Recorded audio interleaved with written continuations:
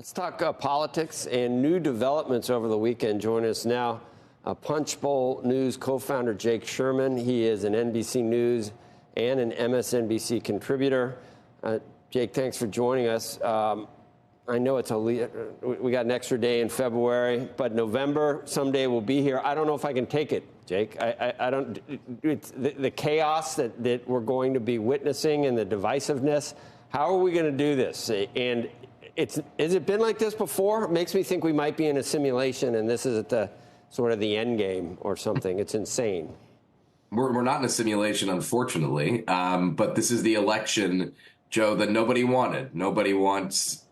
A lot of people don't want Donald Trump. A lot of people don't want Joe Biden. It's incredibly divisive. It's incredibly nasty. It's devoid of most substance. And for everybody who wants an election that's based on a clear choice of two different policy sets and an argument about those policy sets is not going to be happy.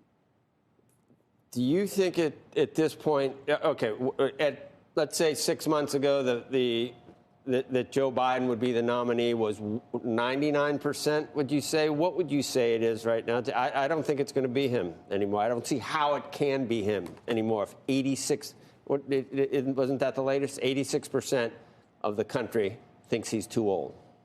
I can tell you this, and I was actually surprised by this, Joe. Last week, I had members of the House, and mostly members of the House who are incredibly publicly supportive of Joe Biden, wonder whether he will be the nominee and suggesting he might not be the nominee. Now, I think that if Joe Biden can do it, he will do it, period. I think that short of his something drastic, God forbid, happening to the president, he will be the nominee. But I'm telling you that, and I'm not saying this lightly, people who are publicly very supportive of him are telling me, have told me last week, they don't know whether he's going to be the nominee, and even pointing out that, and this is interesting, I hadn't thought of this, that LBJ in 1968 dipped out of the race on March 31st. So the fact that people are thinking about that and have that readily available is interesting to me. I remember that. Not everyone does. Obviously, I saw the moon landing too. But yeah, no, I remember, and it was very weird. He was very somber and very sad in doing that. I'm ready to say it's going to be Gavin Newsom. But then again, I don't know if you can pass over Kamala Harris. I mean, it's a bind. Someone didn't think this through, and I don't know who's behind the curtain at the DNC or the White House, but someone didn't think this through, Jake. I will. You know what the thing is, Joe? It's not as if there is some very strong party apparatus that is pulling strings here. I mean, he's an incumbent president who people defer to as they would defer to any incumbent president. He says he's running again, so he's running again. It's not as if Jake, someone decided Bernie is not going to be our nominee. Clyburn made it happen down in South Carolina. That we've seen this happen. They know how to do this. They know how to run people. It's hard to have an incumbent president who you run out. Yeah, but you can see 2 years ago. Have you seen what Joe Biden looks like 2 years ago, Jake? And you see now? I mean, it's happening quickly. It's happening quickly, and you're talking about 5 years from now. There's no way. There's no way. Yeah, I've heard a lot of people say that. I think it's crazy that these are the choices that we have going into an election.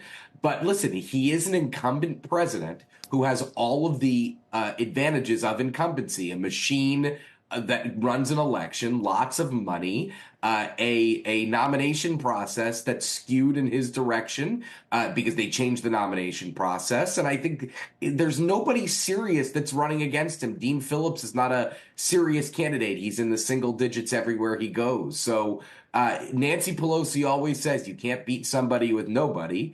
And that's the reality of an election as well. They've got all the president's men. They rounded up all the usual suspects over the weekend, and they're out, disparaging her, and he's a Trump appointee, and I know when I go to see the president, I better be prepared because he's going to give me these probing. I mean, you've seen all the damage control that's come out. Is it going to work? Is it working? I think that a Democratic member of Congress said to me, it would have been better if he were indicted because at least they wouldn't have brought up all the things about his memory and about his age. And I think that's an interesting thing to say.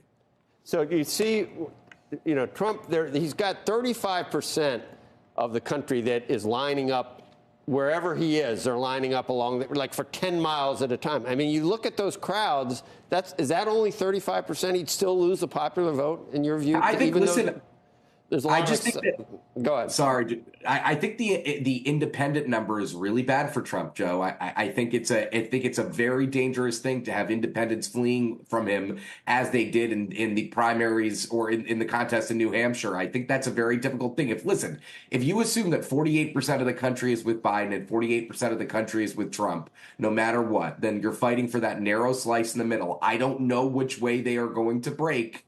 But I know that they broke for him in 2016, against him in 2020, and the question is, do they want another 4 years of him in 2024? And I excuse me, I don't know the answer to that at this point. But that is the entire election right there. 2022 wasn't great. Maybe we'll find something out. You think the New York election means anything? Can we glean anything? No, I from don't. That? I don't. No, special elections are weird. They're weird turnouts. That is traditionally a Democratic district where a former member, Tom Suozzi, is running basically as an incumbent. He was gone for one term against an unpracticed candidate. So I don't think we could take much from it, no.